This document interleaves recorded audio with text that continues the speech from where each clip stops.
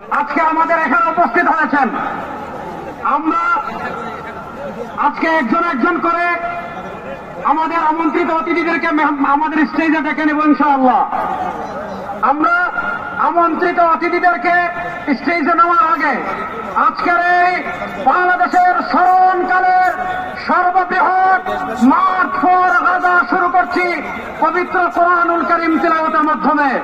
আজকের এই March for গাজার সূচনা লাগলে আমি উপস্থাপনা করার জন্য অনুরোধ করছি আমাদের অন্যতম মুখপাত্র মাওলানা সাইফুল ইসলাম হাফিজাল্লাহকে।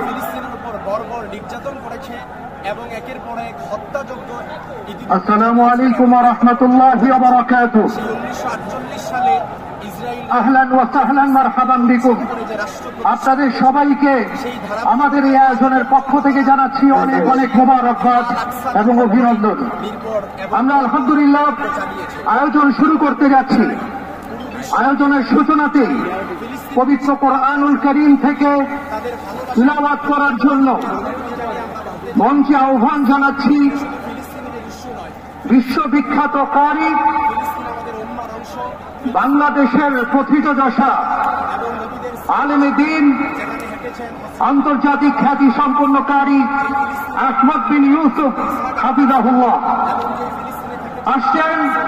আহমদ বিন ইউসুফ হাফিজাহুল্লাহ হযরতে দাউদ আলাইহিস সালাম এবং যে ফিলিস্তিনে রাজত্ব করেছেন হযরতে সুলাইমান আলাইহিস সালাম, শুধু তাই নয়, ফিলিস্তিনে থেকেছেন হযরতে লূত আলাইহিস সালাম।